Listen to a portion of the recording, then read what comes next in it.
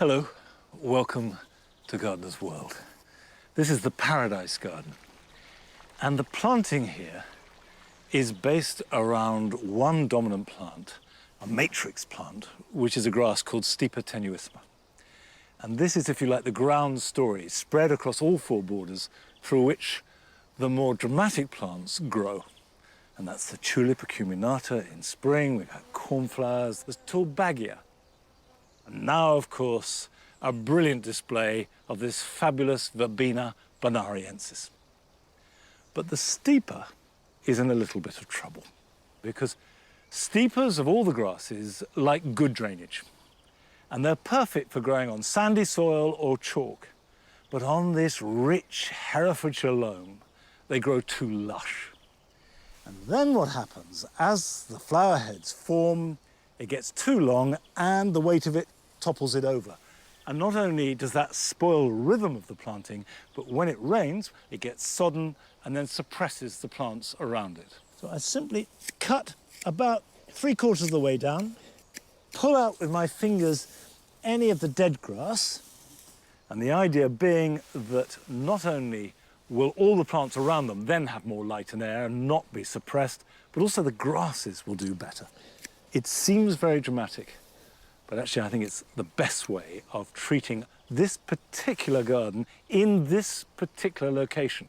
If you live on a much drier site, you probably won't have to cut them back at all.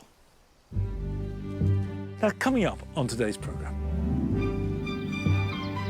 Arit visits a garden with sustainability at its roots. Is it time to think about how we can make the most of the natural resources that we already have, and then whilst gardening, ensure that we have the least impact on the environment? We pay a visit to a fragrance-filled garden in Dorset that's packed entirely with plants grown for their glorious and heady scent. If you've got the option of having a plant that not only looks good, flowers beautifully, and smells good at the same time, why wouldn't you go for it? And I will be planting cabbages, ready for harvesting for Christmas dinner.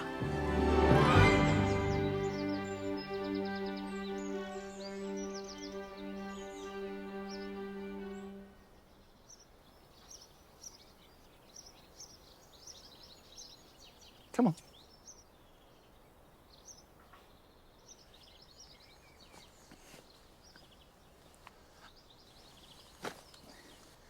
The Jewel Garden is really hitting its summer stride now. It always gets better as summer progresses.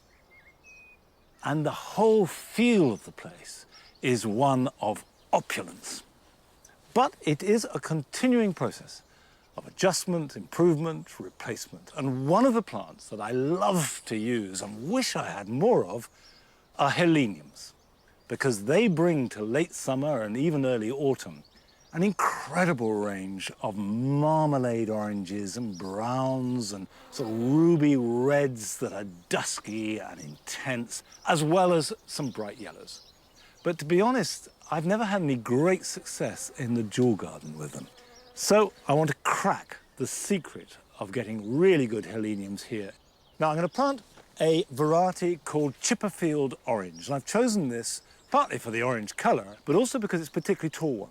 A lot of modern heleniums are quite small, but I like them right up here, competing with everything else in the garden, good, strong plants to best show off their strong colours. And I've got a gap beneath the purple hazel, give them rich soil. I have been mulching this for years, the soil is good anyway, so that's a good starting point.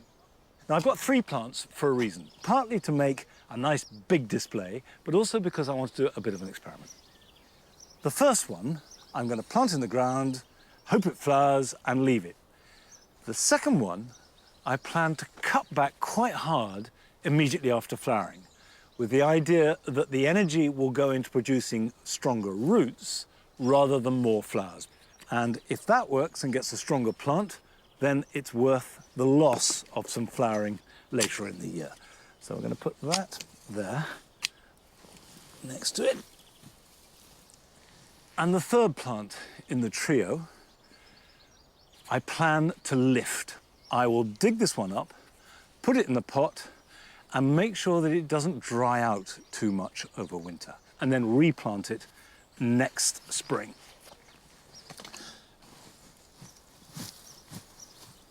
This is about as late as you can safely plant Helenium, because the later you plant them in the year, the more risk that they won't survive through the winter.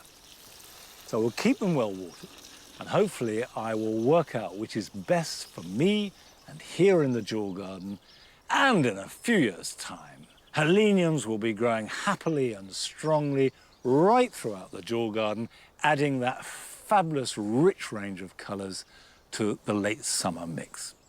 Now, as far as I'm aware, Heleniums don't have any discernible fragrance, and they're none the worse for that. But for some people, scent is a really important factor in choosing any plant. But at Kynaston Mill, in Blandford Forum, in Dorset, it's more than key. It is the single most important aspect of the entire garden.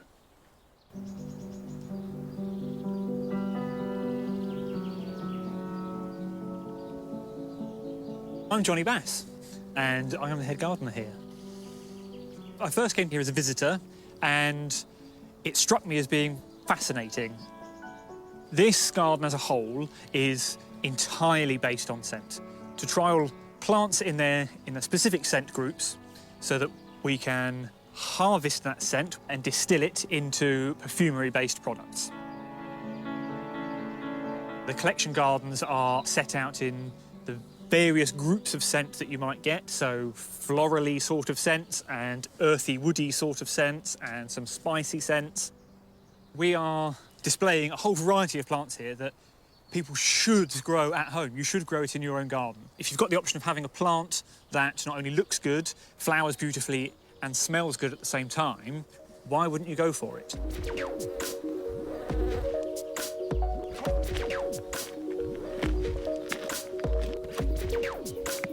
The fascinating thing about plants and scent is that different parts of the flower will produce a different compound of scent. So some plants you get the scent from flowers, some plants you get the scent from the foliage, and others come from the root. We are here in the Padua garden, and this garden is based entirely around sweet floral scents. We have roses, old-fashioned and new, peonies, sweet peas. It's one of those places where you walk around and every corner you get a slightly different scent to the one before. Scent in plants is broadly on two spectrums. Either they're as an attractant or as a deterrent. Floral scents is more often than not there as an attractant to pollinators so that the next generation of that plant can be seeded and grown.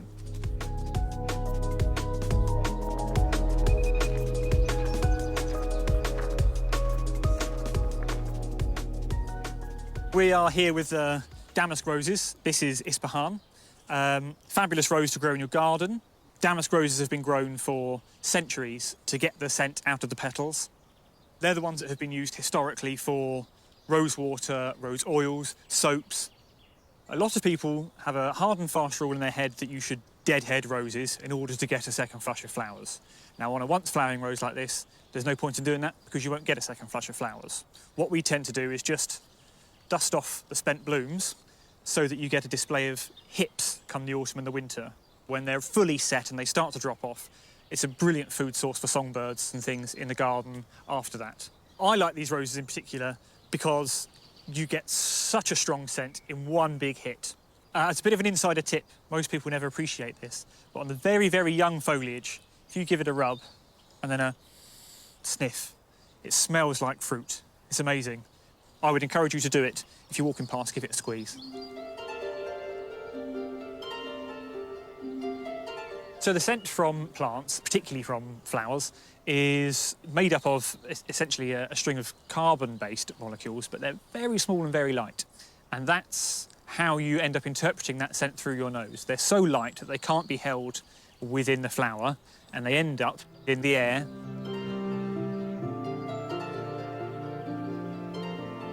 In foliage, there is a whole variety of plants that the scent that comes from the foliage is an evolutionary attack by the plant so that they don't get eaten and they survive. Pelargonium graveolens is a fabulous garden plant, and the Pelargonium family in general. They often get called bedding geraniums. They have wonderfully scented foliage. You can get ones that smell like tin peaches, some that smell like lemons, apples and nutmeg and all sorts. It's wonderful. They're a great plant to have in your garden or in a pot, if that's what you fancy. This lovely fella here is the rock rose, Cistus ledantha. It's absolutely stunning when in flower. The really interesting thing about this in your garden is the scent. You might be able to see all of this sticky gum that comes out of the foliage, and it smells absolutely gorgeous. Very masculine, sort of deep, musky, nutty smell. And traditionally, what they would do was run goats, herds of goats, through the plantations, and the gum draws off of the foliage, sticks to the hair of the goats. It's then combed out and taken on for production. Despite being from the Mediterranean, grows very well in our climate. So if you're looking for something a bit interesting, not your run-of-the-mill, perfect selection.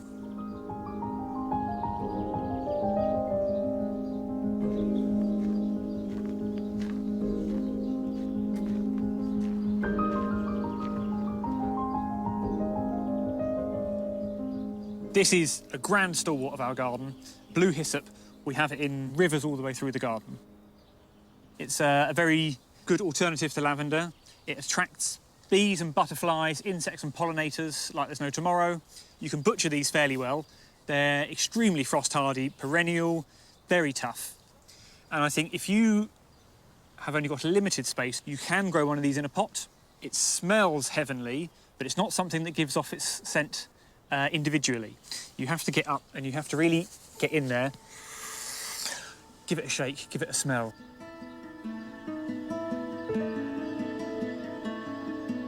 We grow quite a collection of citrus here.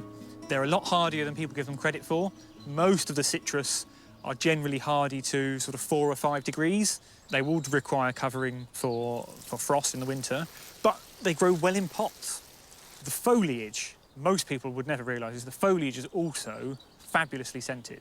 Just crunching up your fingers, you get this amazing scent. In our collection, we have quite a large specimen of Buddha's hand citrus, and it's fabulous. What a brilliant thing to grow in your garden, purely for the interest of the fruit, if nothing else.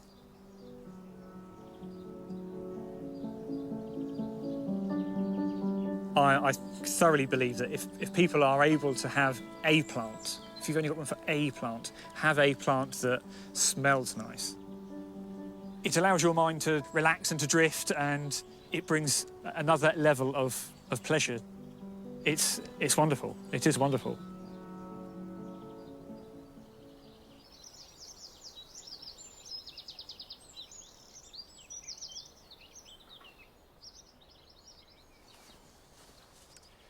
Watching the pleasure that Johnny was getting from all those different fragrances, I'm afraid made me aware of just how limited, A, my own sense of smell is, and also how limited my use of fragrance in the garden is.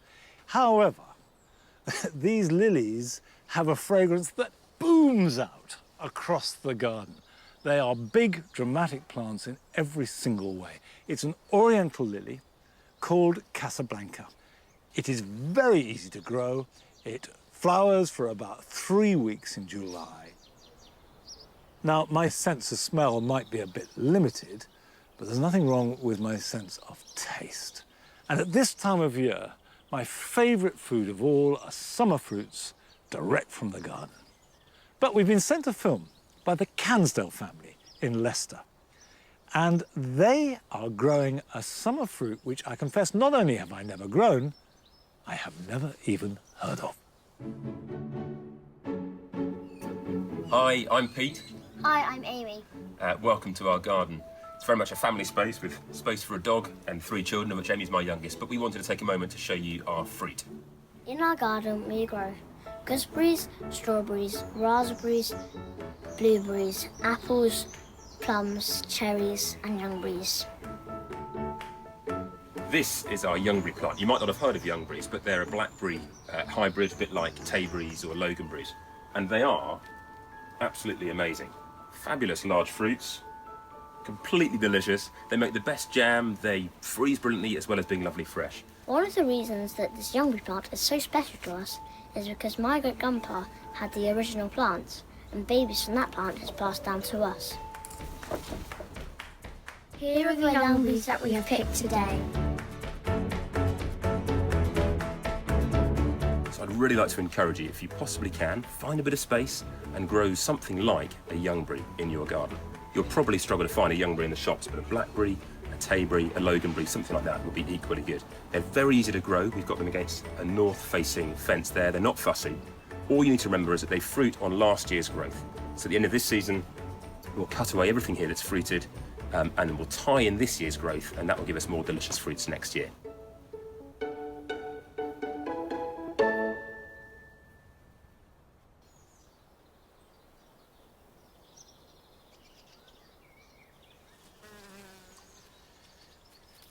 It's great to see Amy and Holly enjoying fruits. I remember when I was their age, we used to go blackberrying.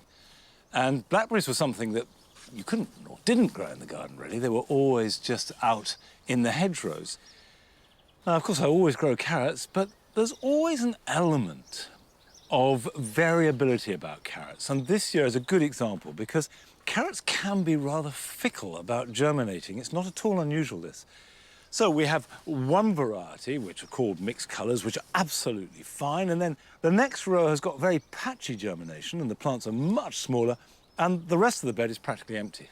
If you find that your carrots have germinated erratically, don't worry. It's not too late to sow some more. Now, if I ease one out,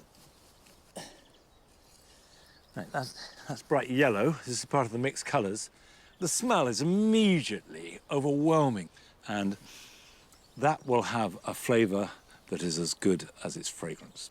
But this is the bed that I'm concerned with, because I was growing here my first early potatoes, and it's now clear. So I want to use the space immediately and grow the next crop, which is thinking about Christmas, because this is a red cabbage. It's a variety called drumhead. These are young at the moment, and they're only just ready for planting out, but if I get them in the ground, they can get established. And they will not be ready for harvesting until beginning of November, really. Very easy to grow, very, very hardy. And when you plant them, space at least 18 inches apart, pop them in the ground and firm them well.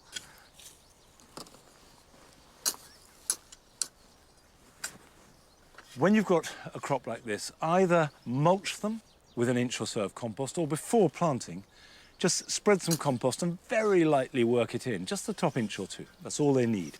And the major problem that you're dealing with are cabbage white butterflies, which already have smelt the mustard smell you get in all brassicas and are attracted to them like magnets.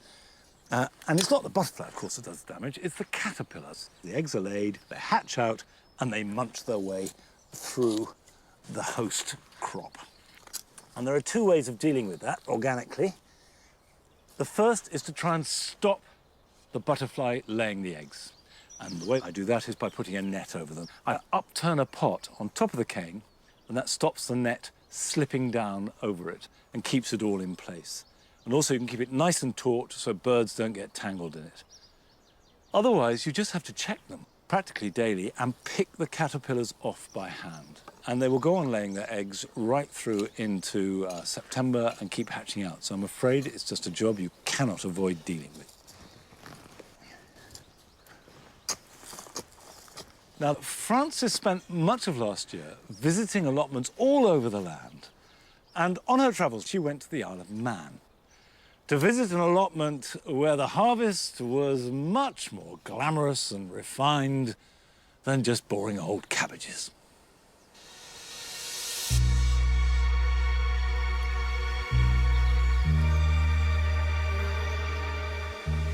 Today, I'm a long way from my allotment in Kent. I've come to the beautiful Isle of Man to visit an allotment that's a lot more than just an edible pantry.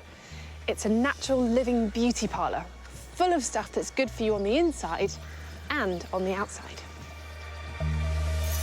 Tanya Anderson has been allotmenting for nearly 10 years, and her plot is overflowing with plants that heal, soothe, rejuvenate, and beautify. This looks amazing. Thank you. Oh, and it smells amazing. I wish you could smell this. This is just, oh my goodness. So these are soaps and bath products, salves, skincare, all made with herbs and weeds as well from here at the allotment. I grow peppermint, roses, lavender, and basically create beautiful things for your skin from your allotment. So I can see all your sort of normal allotment produce, but when did you start doing the extra bits?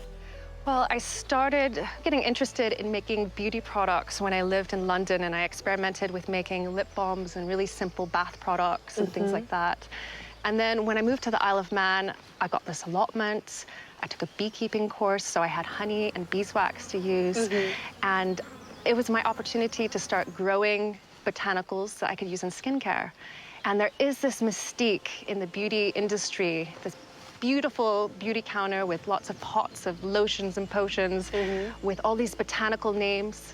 The reality is that you can grow a lot of them yourself and process them into your own skincare. That is so inspiring.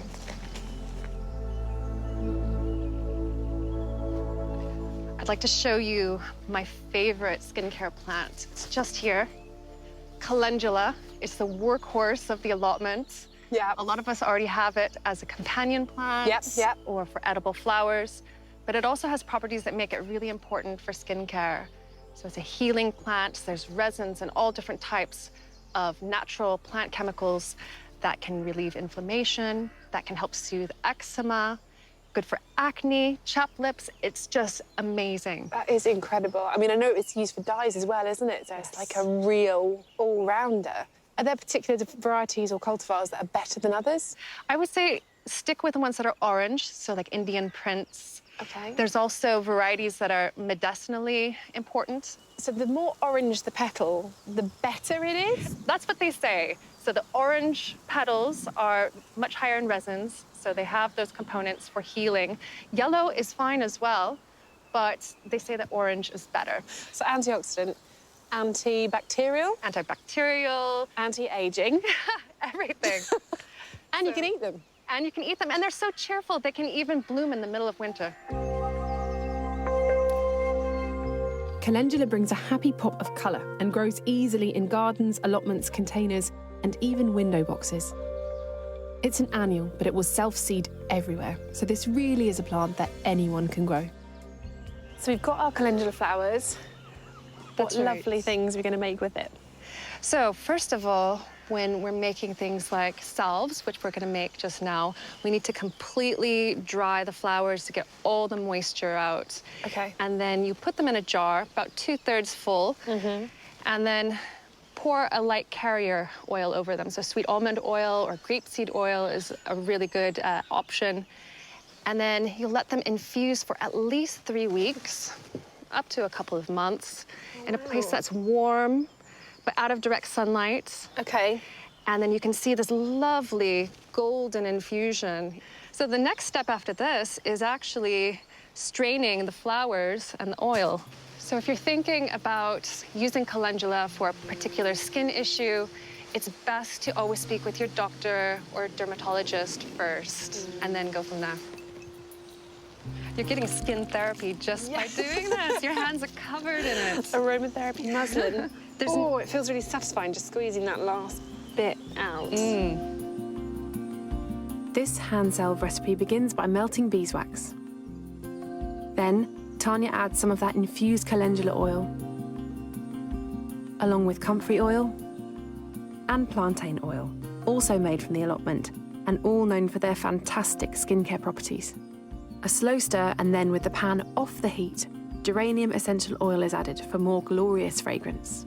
I just love the scent of it, but it's also said to be anti-aging and anti-inflammatory as well. Sounds good to me. It just smells amazing. As soon as that goes in, it's just lovely. Once the mixture starts to thicken, it's poured into containers and allowed to set. You could use the spatula and just smear it on your skin I'm gonna do afterwards. Well, my hands are so oily already, I won't even notice, but... That's incredible. I took way too much. Do you want some of mine? Just let it cool completely, get to room temperature, and then you can put lids on, and they're good for a year. A year? That's my Christmas present sorted. There are hundreds of plants that can be used for cosmetics and skincare. And Tanya's allotment has a bounty of plants that not only look beautiful, but are all useful in their own right. Chamomile is often known as a miracle herb, again with great properties for soothing skin irritation, as well as stomach upsets and vomiting. It's even thought to ease anxiety and insomnia. But this living beauty parlour isn't just down to Tanya. She's had a little help from some little friends. These are your bees. These are my colonies, and there's primrose and bluebell. They love going into the allotment, pollinating veg, flowers. Do you use any of the stuff that you get from the hives in your cosmetics? So both beeswax and honey are amazing ingredients. We've used some of the beeswax today. So beeswax is really protective, so it leaves a nice coat on your skin. Honey, it draws moisture from the air to your skin, so it keeps it really moisturized. But it's also an exfoliant, so you can put it on your face as a mask and rub it in, and then, yeah. Oh, that sounds really sticky. There is plenty of information out there about the benefits of eating healthy food and being careful about what we put into our bodies. But equally important is what we're using on the outside.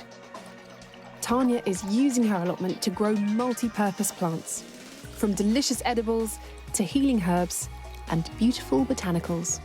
But I'm not one to pass up an opportunity to try something new.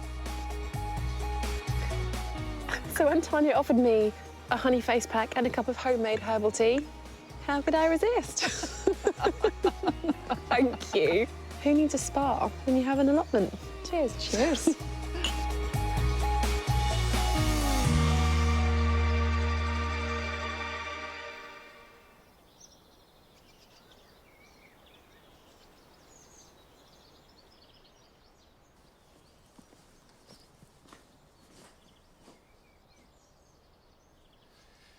It's always inspiring to see allotmenteers use their plots to grow a range of plants that can stretch from food across to beauty and health. And in the end, it is all about the same thing, that of growing plants that nourish you and make you look and feel better.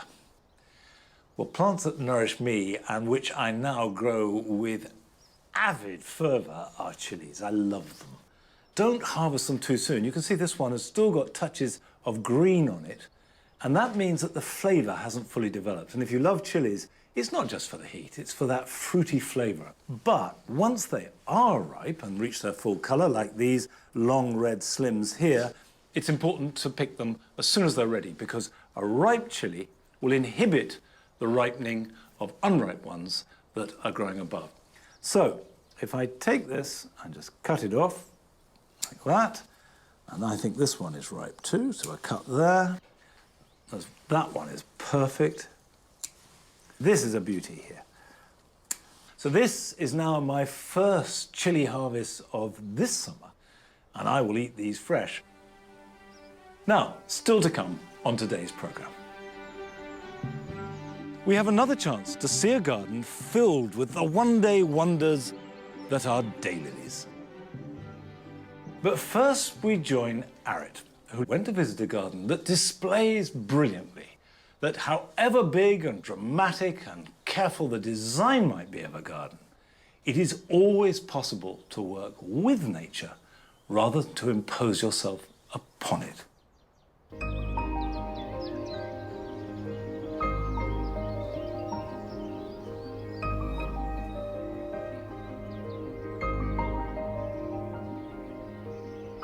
As gardeners, the very idea of designing, redesigning, planting and replanting is something that we relish. A couple of bags of compost here and a new patio there may not seem like they could contribute to climate change. But when you examine how we garden, it's clear we have to start to think more responsibly. In our ever-changing climate, we're going to need to manage our precious natural resources. We can't go out every night using a hose pipe. That's clearly not sustainable. We need to turn our efforts into harvesting as much rainwater as we can. Our soil is also a precious commodity when you think that it takes up to 500 years for 1 centimetre of soil to naturally develop. Is it time to think about how we can make the most of the natural resources that we already have, and then whilst gardening, ensure that we have the least impact on the environment? It's a question that respected landscape architect Marion Boswell has taken to heart so much that she designs garden spaces by making choices which benefit nature and our environment. And the beautiful private garden in Kent she designed, with its permeable gravel garden, densely planted herbaceous beds and wildlife havens, demonstrates the core of her ethos, sustainable gardening, the principles of which can be applied to any garden, regardless of size. Marion, do you think us gardeners have got our approach wrong at the moment? Gosh, well, I don't think it's wrong. I think it's a question of balance. I mean, the thing to bear in mind is that we're just a little part of a huge ecosystem, and making sure that everything we do is sustainable for the very long term. So when you come to a new space, is it garden first or client first? Well, it's both. I mean, we work with the client and we both jointly have this other client, which is the land. And what I mean by that is just treading lightly, thinking about how we can be sustainable during the build, bringing as few resources onto the land and taking as few things off the land when we're building it. And actually, we were really pleased when we were building this. We only had 1 skip, so we managed to, to leave everything else on site.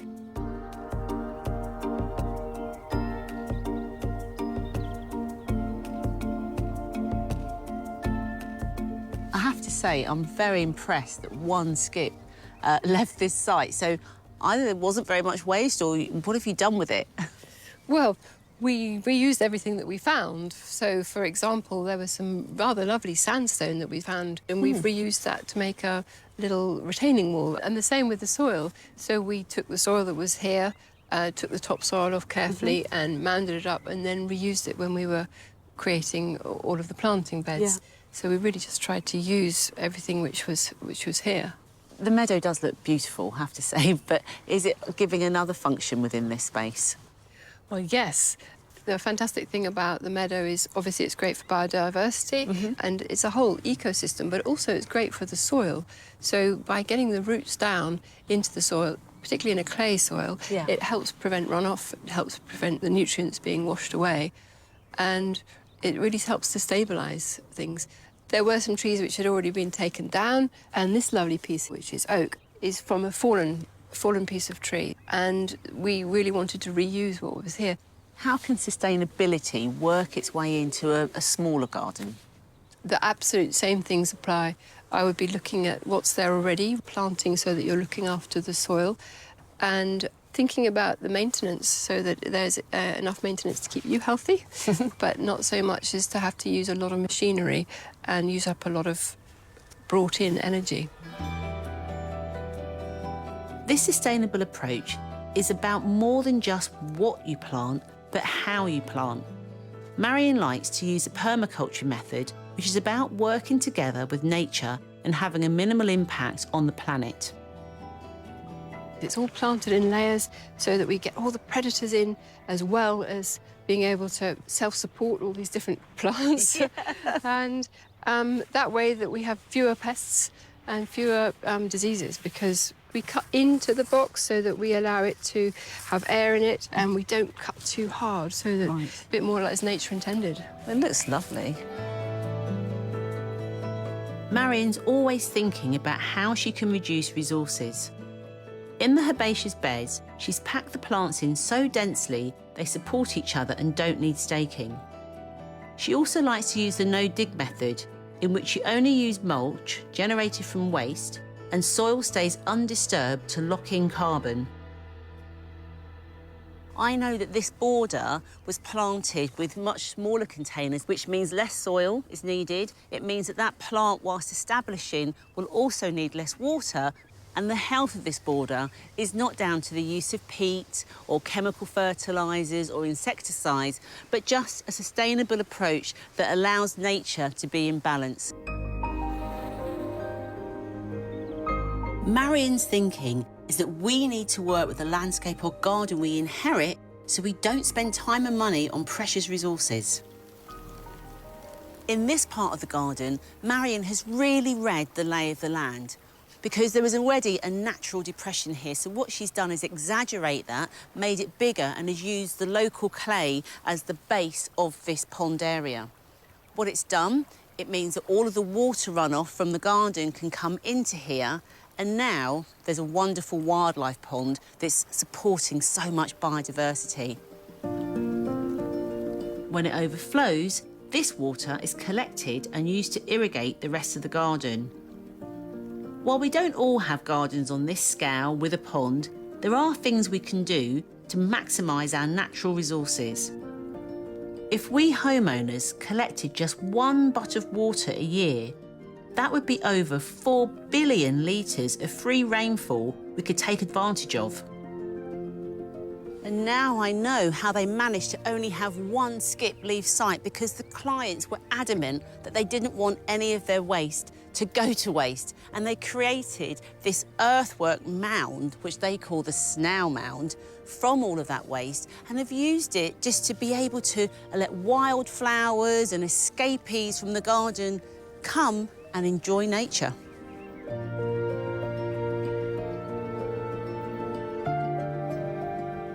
If a sustainable approach means it brings us back in touch with the land and therefore in tune with natural resources, and it means that we can tread that little bit more lightly in our environment, then that can only be a very good thing.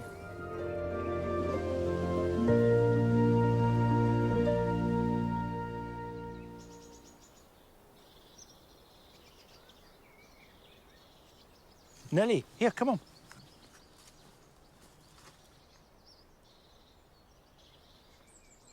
I'm so glad that the whole subject of environmental sensitivity and the business of working with nature in a sustainable way is now becoming part of the common language of gardens. And it amused me to see a mound made out of waste material, because where I'm standing now, on the mound, was made entirely from the waste product from creating this garden. And it's had various incarnations. But what seems to be working really well now are these 2 beds that I made last year. Amongst it all are a few stone troughs. And this one here, the biggest of the lot, I planted a few years ago with various varieties of creeping thyme, which grow almost flush with the ground. They're designed to just cover rocks and to drip down hillsides. Last summer, this was fabulous, and the bees loved it. But now, just after it's finished flowering, is the best time to cut it back. And thyme in particular is a plant that you do need to keep compact, because otherwise it just gets leggier and leggier, and then it shades itself out and dies back completely. As long as you can see some fresh growth, you can cut it back hard, it will then grow bushier and look much better and last much longer. And for culinary purpose, give you much better supply of fresh leaves, which of course taste better. Now, we've had a film from Tony Davis near Huddersfield, where he takes this idea of inserting plants in full display into an existing border to a whole new level. Hello and welcome to my garden in Clayton West, West Yorkshire. It's a lovely day here, even if the weather is coming a bit fast, but we'll try to keep everything under control. The problem I've got is that the border looks lovely in spring and lovely in autumn, but June and July, it's just green. And whenever I try to plant anything to add some more colour, it just never gets a hold. Here's my attempt at growing Eryngium and Salvias in the border, and they just can't take. So what I'm going to do is I'm going to try something that I believe is called plunge planting. I'm going to dig a big hole for a pot and plant everything in that pot and get it going, and then change the pots throughout the seasons. It's like plug and play Chelsea borders. That's what I'm after. We're just about to get rained off, but these are the two first arrangements that I want to put in the first two pots. We've got lupins and Nephofia at the first one, and then these wonderful Echinacea and Ostispermums. So I'm going to get those planted up and see if I can get one in before we get completely rained off.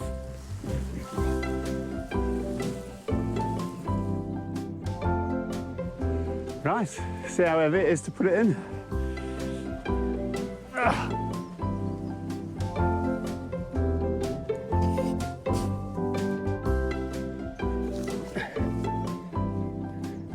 Good water to finish off. And here are the finished tubs. And with some of the old plants put back in, you really can't see the tubs, maybe just a little bit of the handles, that's all.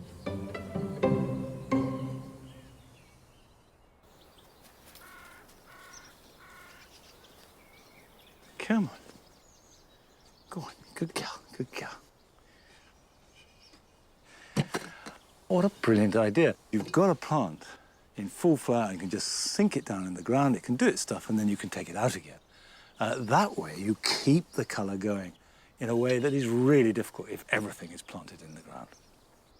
Now, I've got a pot here which I would never dream of sinking into the ground because I've got this for a very specific purpose. This is an alpine pan, and you can see that it's shallow and also has really masses of drainage holes.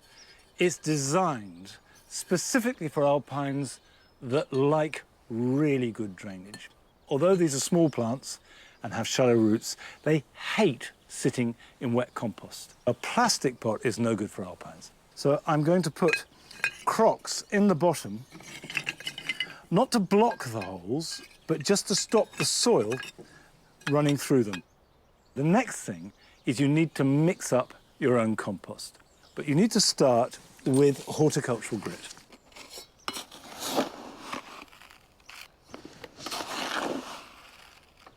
And mix it with a normal peat-free based compost.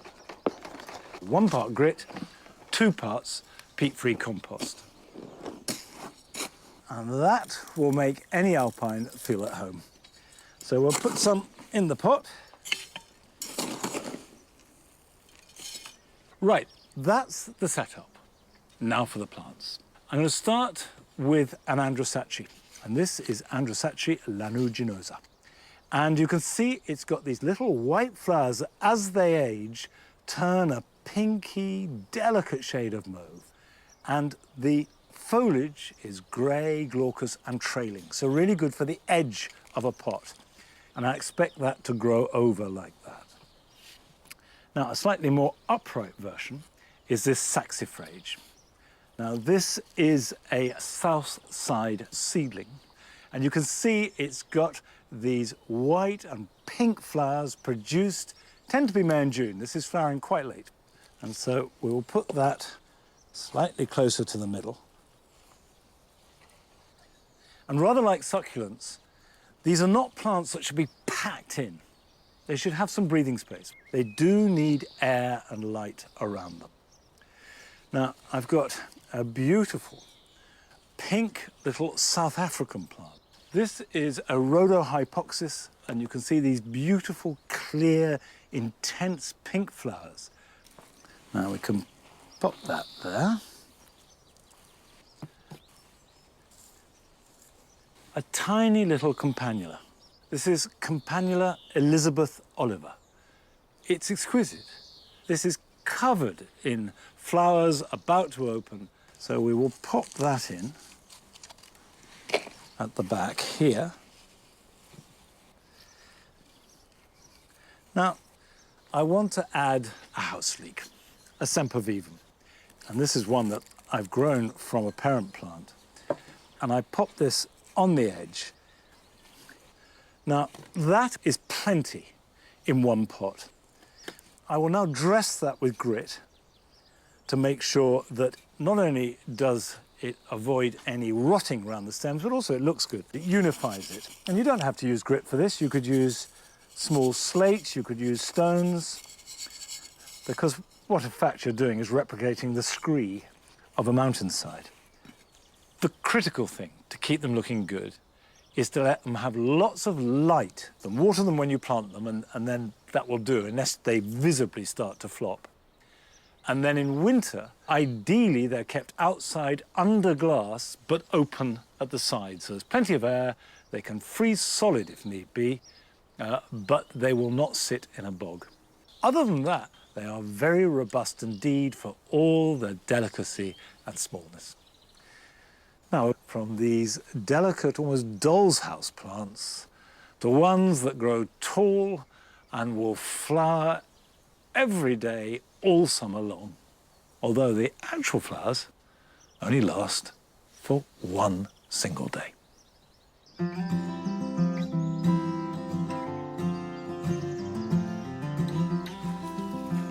I'm Nick Pearce. My passion is Hemerocallis, or daylilies. There's a daylily for everybody, and they come from 2 inches, tiny little plants, to things about 5 foot tall. It's a hobby that's gone a bit mad. It started when I came to the Isle of Wight, and I was looking for a nice place to live, and I found this beautiful little cottage. And the fantastic thing about it was it has this marvellous great long garden. I put up a greenhouse, and I thought, well, why don't I start hybridising my own? I really had no idea what I was doing. I didn't know what was good, and I was just pollinating everything without any kind of clear direction or focus. I mean, now looking back, I realise how awful they were, but that's the thing about growing anything from seed or trying to introduce a new variety, is that you have to grow hundreds to actually find one good one. I mean, it may take you like 10 years before you register your first variety, but every year thereafter, you've got a new set of seedlings coming along.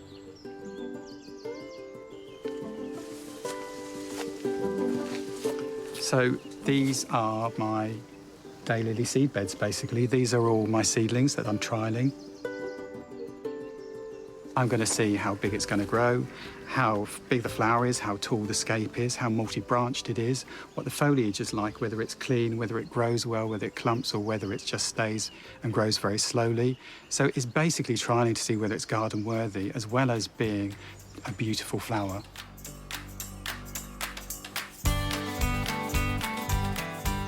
We're on the eastern tip of the Isle of Wight, and we don't get a lot of water. And I, like so many people, had been inspired by Beth Chatto's gravel garden, and she doesn't water at all.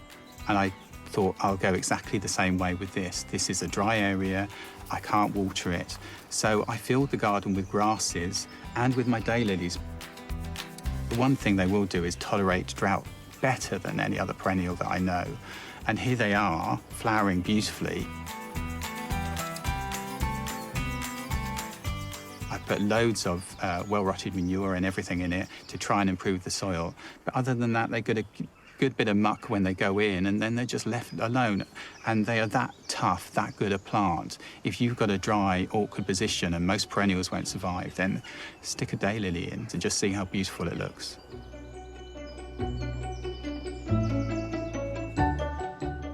There's a peak season for daylilies, which is the end of June, beginning July. So at this time of the year, you go through the garden and it's just awash with flower.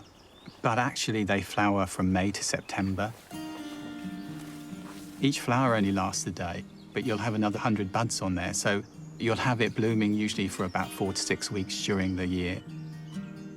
They can look a bit messy afterwards. It's very easy just to hack them back, just to give them a chop. And don't be afraid to, be brutal with them. One thing I've not mentioned is how bomb-proof they are. I can't put them in the compost because they'll just keep growing. They're that easy. Once you've got them, all you need to do is leave them alone. But after a few years, they'll do so well that you're going to need to divide them. And you'll have loads of plants to give to your friends, neighbours, whoever you want to. And then just put a bit of the plant back in it, it'll start all over again for you. It's an easy, beautiful plant. Everyone should have a daylily in the garden. There's a variety for everyone. There's a colour for everyone.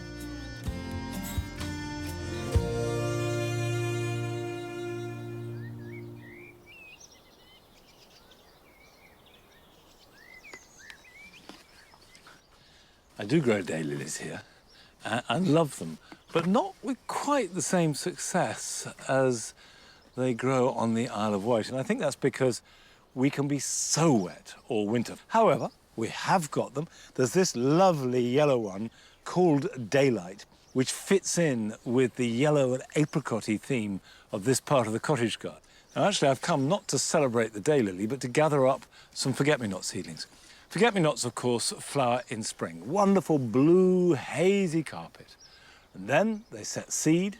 The seeds drop to the ground, very quickly germinate, and you get a rash of little seedlings. Now, the downside of that is that you tend to just get more where you've already got some, and they spread outwards quite slowly.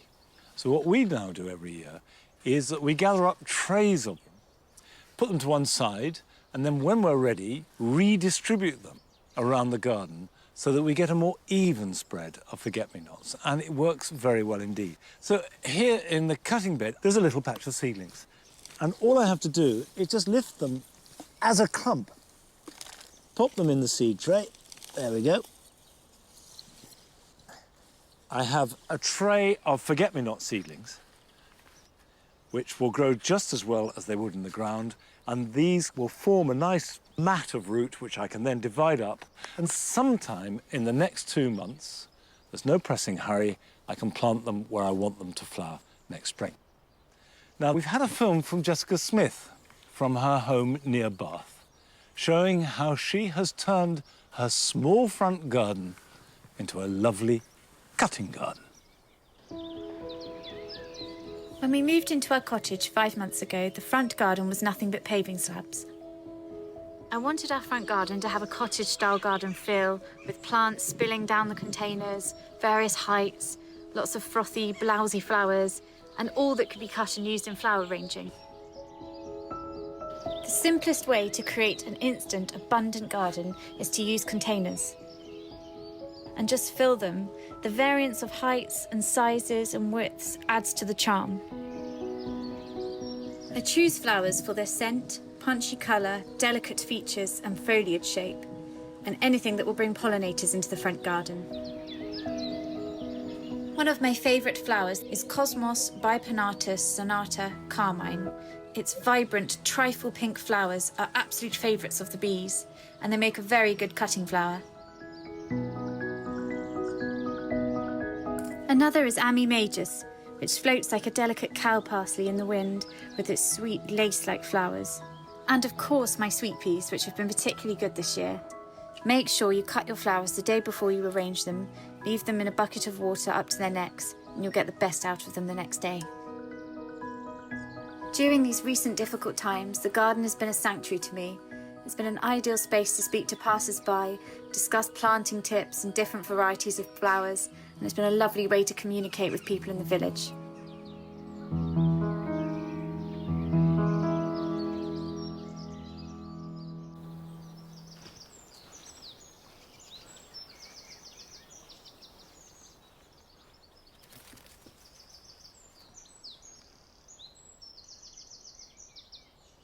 Front gardens, by definition, are shared.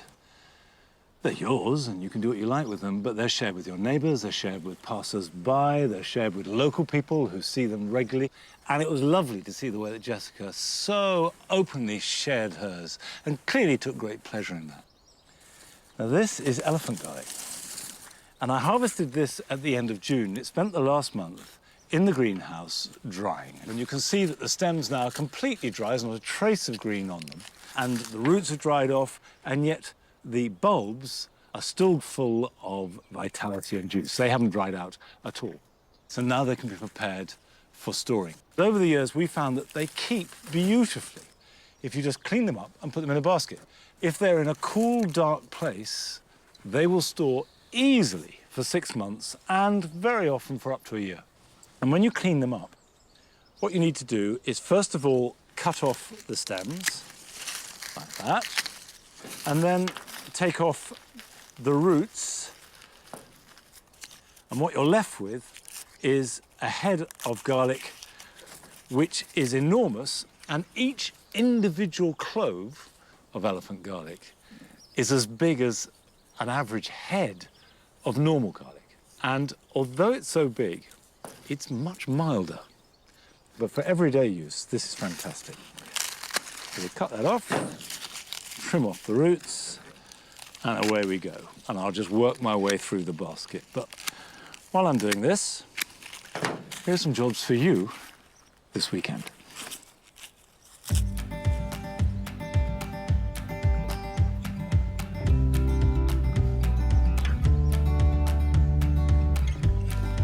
When your lavender finishes flowering, it's a good idea to trim the flower stalks off. And this will stop energy going into seed rather than into the roots. And whilst you're about it, you can shape any plants as you will. But trim lightly, because if you cut into old wood, they often do not regenerate. To keep your containers looking as good as possible for as long as possible, it's important to give them a weekly feed until the end of summer. I use homemade comfrey or liquid seaweed, but if you can't get either, a tomato feed will do the job as well. Dilute it according to the instructions, and there's no virtue in making it too strong. And then feed weekly over and above any watering that you may do. Biennials such as foxgloves are setting seed fast. If you're going away, it's a good idea to collect some now in case they ripen in your absence. Simply cut the flowering stem and put it into an envelope. And then when you're ready, they can be sorted out and sown.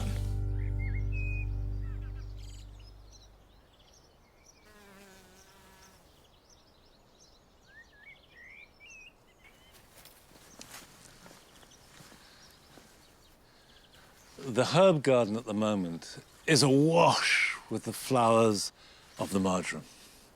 And not only does it look wonderful, it smells intoxicating and heady, and it sounds wonderful too, because every flower is being visited by a bee. There are hundreds of honeybees gorging themselves on the nectar. And that, I hope, will translate into honey that I can collect later in the year. Now, we've run out of time for today, but before we go, let me just remind you, we have loved all the films that you've sent in since we began the process in April. So please don't stop sending them. There is still lots and lots that we can all share and learn and enjoy from your garden. You'll find all the details of how to do so from our website, and I look forward to seeing them in due course. But that's it for today, I'm afraid. Nevertheless, I'll be back next week here at Longmeadow at the same time. So until then, bye-bye.